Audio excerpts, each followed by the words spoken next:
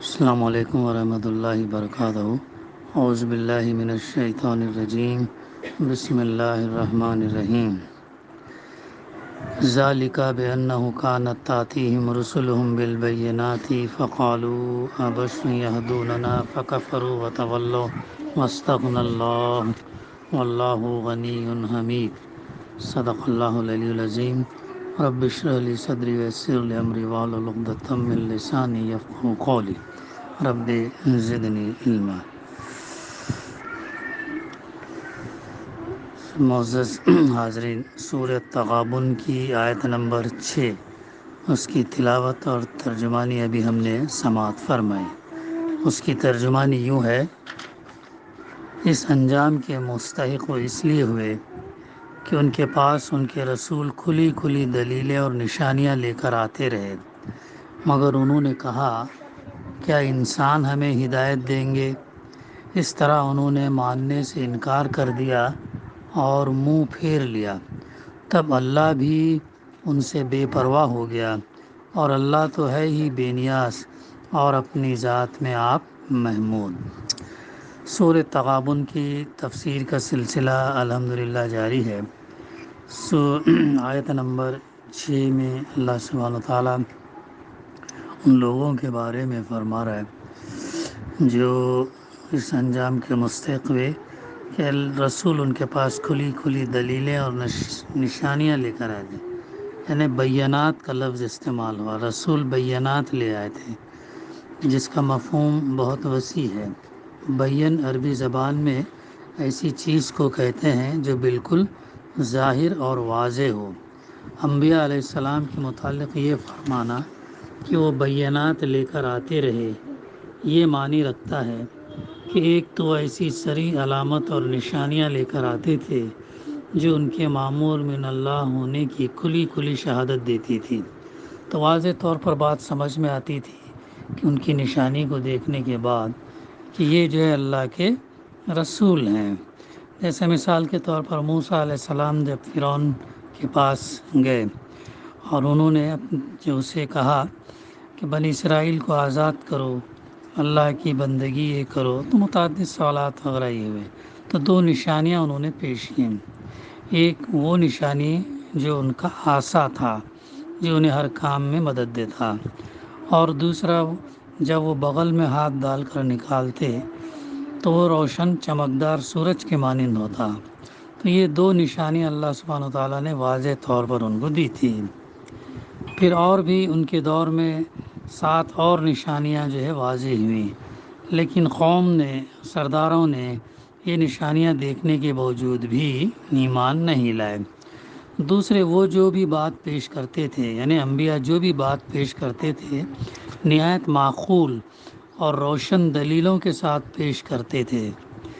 تیسرے، ان کی تعلیم میں کوئی کنفیوژن یا ابہام یا کوئی تردد والی کوئی چیز نہ تھی، بلکہ وہ صاف صاف بتاتے تھے کہ حق کیا ہے، یعنی سچ کیا ہے، اور باطل کیا، جھوٹ کیا ہے، جائز کیا ہے، ناجائز کیا ہے، پرمیسیبل کیا ہے اور پروہیبیٹڈ کیا ہے، کس راستے پر انسان کو چلنا چاہیے اور کس راستے پر نہیں چلنا چاہیے۔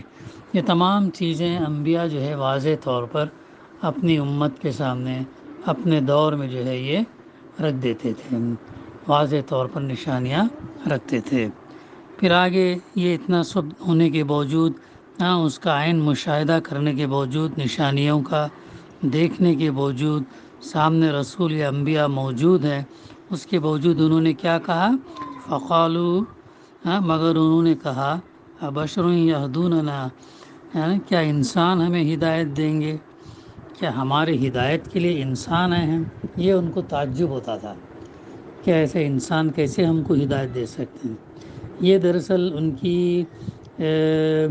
ان کی تباہی کی اولین اور بنیادی وجہ تھی، تو انسان کی رہنمائی کو مانتے ہی نہیں تھے۔ انہیں چاہیے تھا کوئی فرشتہ آ کر جو ہے ان کو رہنمائی کرے، یا اللہ ہی ہر ایک کے کان میں بولے۔ کیا ضرورت تھی ایک ایسے نبی کو بھیجنے کی؟ اللہ ہی سب کے کانوں میں بول دیتا تو پھر جو ہے وہ بات سمجھ میں آتی۔ ایسے ان کے اعتراضات ہو گئے تھے۔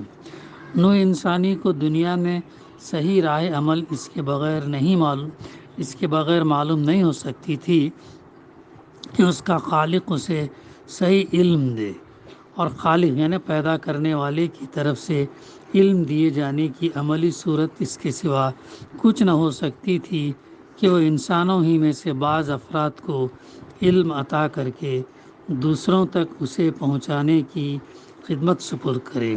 اس غرض کے لیے اس نے انبیاء کو بینات یعنی واضح نشانیوں کے ساتھ بھیجا تاکہ لوگوں کے لیے ان کے برحق ہونے میں شک کرنے کی کوئی معقول وجہ نہ رہے، مگر انہوں نے سرے سے یہی بات ماننے سے انکار کر دیا کہ بشر اللہ کا رسول ہو سکتا ہے۔ وہ ماننے سے انکار کر دیا، کیسے سوالات کرتے تھے۔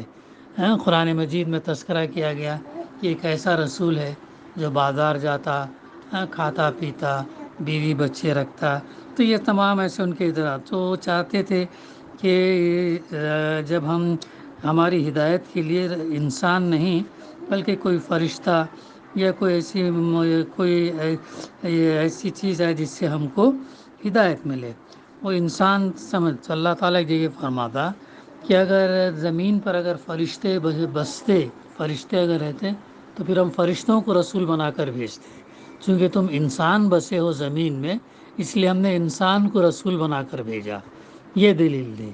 فرشتے بستے تو فرشتوں کو بناتا اللہ تعالیٰ، انسان بستے ہیں تو انسان کو بنایا، یہ تھی۔ مگر انہوں نے سرے سے یہی بات ماننے سے انکار کر دیا کہ بشر جو ہے اللہ کا رسول ہو سکتا۔ اس کے بعد ان کے لیے ہدایت پانے کی کوئی صورت باقی نہ رہی۔ مزید ریفرنسز ہمیں ملتے ہیں سورہ یاسین میں۔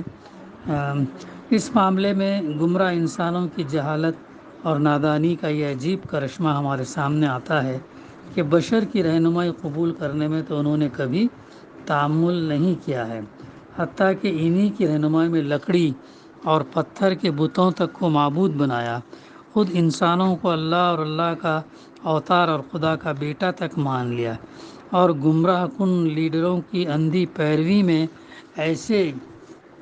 ایسے عجیب مسلک اختیار کر لیے جنہوں نے انسانی تہذیب اور تمدن اور اخلاق کو تلپٹ کر کے رکھ دیا۔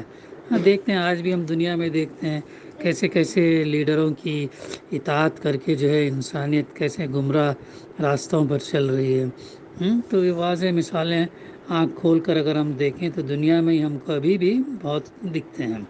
مگر جب اللہ کے رسول ان کے پاس حق لے کر آئے اور انہوں نے ہر ذاتی غرض سے بالاتر ہو کر، ان کے کوئی ذاتی مفاد نہیں تھے بلکہ وہ تو اپنی امت کے خیرخواہ تھے، ان سے محبت کرتے تھے اور چاہتے تھے کہ وہ دوزخ کی آگ سے بچے، اور ان کا ذاتی نہ مال چاہیے تھا ان کو، نہ جائیداد چاہیے تھا، نہ زمین چاہیے تھا، نہ عورت چاہیے تھا، کوئی ان کا تو وہ کہتے تھے ہمارا اجر تو اللہ کے پاس ہے، ہم تمہارے سے کوئی اجر نہیں طلب کرتے، ہمارا اجر اللہ کے پاس ہے۔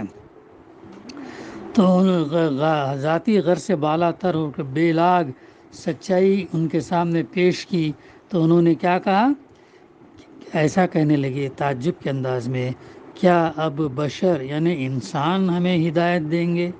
اس کی معنی یہ تھے کہ بشر اگر گمراہ کرے تو سر آنکھوں پر، لیکن اگر بشر راہ راست دکھاتا ہے، سیدھا راستہ دکھاتا ہے تو اس کی رہنمائی قابل قبول نہیں ہے۔ یہ تھی وہ جو بات جو ہے ان کی۔ یہ پھر آگے فرمایا جا رہا کہ کیا انسان ہمیں ہدایت دیں گے؟ اس کے بعد فَكَفَرُوا وَتَوَلَّوْا وَاسْتَغْنَى اللَّهُ وَاللَّهُ غَنِيٌّ حَمِيدٌ۔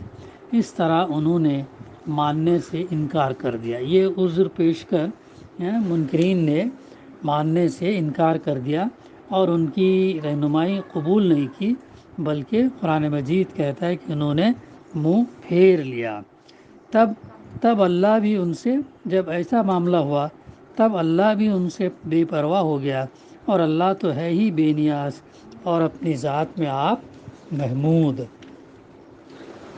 اس کی تفسیر میں ہے یعنی جب انہوں نے اللہ کی بھیجی ہوئی ہدایت سے منہ پھیر لیا یا مانا نہیں، تو پھر اللہ کو بھی اس کی کچھ پرواہ نہ رہی، کہ وہ کس گڑھے میں جا کر گرتے ہیں۔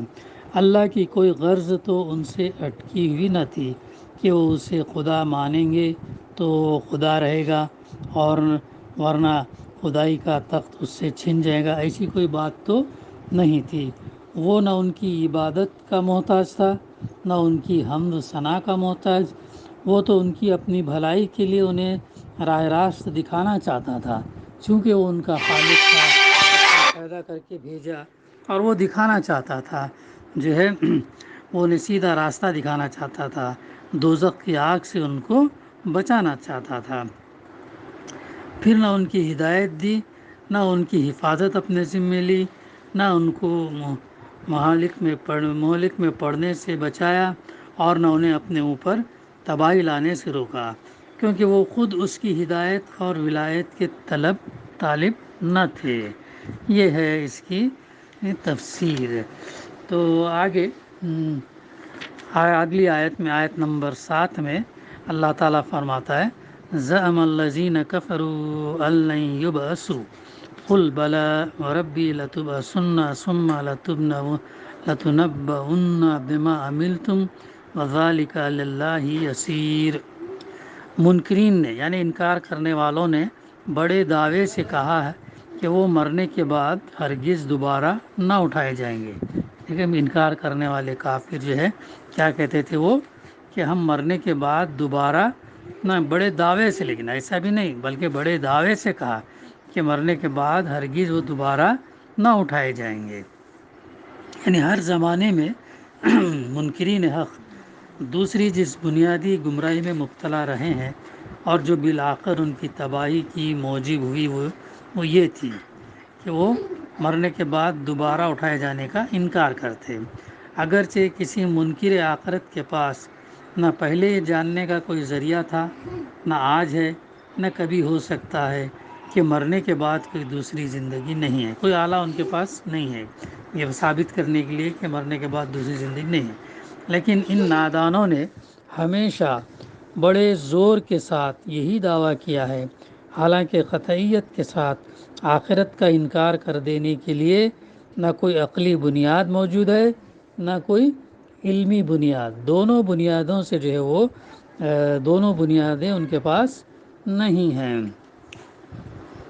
پھر آگے فرمایا جا رہا: ان سے کہو نہیں، میرے رب کی قسم تم ضرور اٹھائے جاؤ گے۔ انبیاء نبی کہتے ہیں کہ میرے رب کی قسم تم ضرور اٹھائے جاؤ گے۔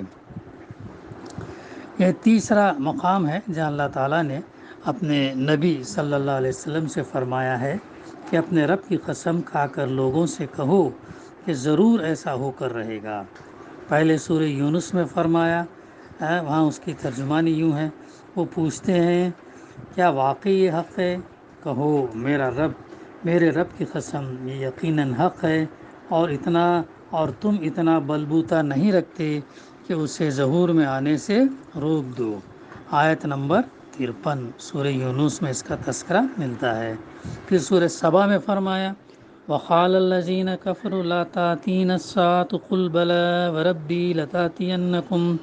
منکرین کہتے ہیں کیا بات ہے کہ قیامت ہم پر نہیں آ رہی ہے؟ تو فرمایا جا رہا ہے کہ کہو قسم ہے میرے رب کی وہ تم پر آ کر رہے گی۔ آیت نمبر 3 میں تو اس طریقے سے سورہ سبا میں اس سے یہاں بھی یہ سوال پیدا ہوتا کہ ایک منکر آخرت کے لیے آخر اس سے کیا فرق پڑتا ہے کہ آپ اسے آخرت کے آنے کی خبر قسم کھا کر دیں یا قسم کھائے بغیر دیں؟ وہ جب اس چیز کو نہیں مانتا تو محض اس بنا پر کیسے مان لے گا کہ آپ قسم کھا کر اس سے بات یہ کہہ رہے ہیں؟ اس کا جواب یہ ہے کہ اول تو رسول اللہ صلی اللہ علیہ وسلم کے مخاطب وہ لوگ تھے جو اپنے ذاتی علم اور تجربے کی بنا پر یہ بات خوب جانتے تھے کہ یہ شخص یعنی اللہ کے رسول صلی اللہ علیہ وسلم کبھی عمر بھر جھوٹ نہیں بولا ہے۔ اس لیے چاہے زبان سے وہ آپ کے خلاف کیسے ہی بہتان گڑھتے رہیں، اپنے دلوں میں وہ یہ تصور تک نہ کر سکتے تھے کہ ایسا سچا انسان کبھی اللہ کی قسم کھا کر وہ بات کہہ سکتا ہے جس کے برحق ہونے کا اسے کامل یقین نہ ہو۔ دوسری بات یہ کہ آپ صلی اللہ علیہ وسلم محض آخرت کا عقیدہ ہی بیان نہیں کرتے تھے، بلکہ اس کے لیے نہایت معقول دلائل بھی پیش فرماتے تھے۔ مگر جو چیز نبی اور غیر نبی کے درمیان فرق کرتی وہ یہ ہے کہ ایک غیر نبی آخرت کے حق میں جو مضبوط سے مضبوط دلائل دے سکتا ہے، ان کا زیادہ سے زیادہ فائدہ بس یہی ہو سکتا کہ آخرت کے نہ ہونے کی بنسبت اس کا ہونا معقول تر اور اغلب تسلیم کر لیا جائے۔ اس کے برعکس نبی کا مقام ایک فلسفی کے مقام سے بالا تر ہے۔ اس کی اصل حیثیت یہ نہیں ہے کہ عقلی دلائل سے وہ اس نتیجے پر پہنچا ہو کہ آخرت ہونی چاہیے، بلکہ اس کی اصل، یہ بہت امپورٹنٹ نقطہ ہے، بلکہ اس کی اصل حیثیت یہ ہے کہ وہ اس بات کا علم رکھتا ہے کہ آخرت ہوگی، اور یقین کے ساتھ کہتا ہے کہ وہ ضرور ہو کر رہے گی۔ کہ اللہ کے رسول صلی اللہ علیہ وسلم کو معراج میں بتایا گیا نا، دوزخ اور جنت کے میں طے کرا گیا، اللہ تعالیٰ سے گفتگو بھی ہوئی، تو یہ وہ عین شواہد ہیں جس سے وہ جانتے ہیں، علم ہے کہ یہ جو ہے دوبارہ اٹھائے جائیں گے اور اس کی سزا یہ پائیں گے، کیونکہ وہ اچھی طرح سے جانتے ہیں۔ اس لیے ایک نبی ہی قسم کھا کر یہ بات کہہ سکتا، ایک فلسفی اس پر قسم نہیں کھا سکتا، یہ نقطہ ہے۔ اور آخرت پر ایمان ایک نبی کے بیان ہی سے پیدا ہو سکتا ہے، نبی کے کہنے سے ہی آخرت کا یقین پیدا ہو سکتا ہے، بیان ہو سکتا ہے۔ فلسفی کا دلیل اپنے اندر یہ قوت نہیں رکھتا کہ دوسرا شخص تو درکنار، فلسفی خود بھی اپنی دلیل کی بنا پر اسے اپنا ایمانی عقیدہ بنا سکے، وہ خود بھی کانفیڈنس کے ساتھ نہیں کہہ سکتا۔ فلسفی اگر واقع صحیح الفکر فلسفی ہو تو وہ ہونا چاہیے سے آگے نہیں بڑھ سکتا، اور یقیناً ہے کہنا صرف ایک نبی کا کام ہے، کیونکہ نبی نے دیکھ کر آیا ہے۔ ہر نبی کو جو ہے ان کو عین الیقین ہوتا ہے ان چیزوں کا، اللہ تعالیٰ بتا دیتا ہے، تو وہ حساب سے جو ہے ان کا یقین مضبوط ہوتا ہے۔ بقائے انشاءاللہ آئندہ سلسلہ جاری رہیں گا۔ دعا ہے کہ اللہ سبحانہ وتعالی ہمیں کہنے سننے سے زیادہ عمل کرنے کی توفیق عطا فرمائے۔ ربنا تقبل منا انک انت السمیع العلیم وتب علینا انک انت التواب الرحیم۔ صلی اللہ تعالی علی خیر خلقہ وعلی آلہ وصحبہ اجمعین۔ الحمد للہ رب العالمین۔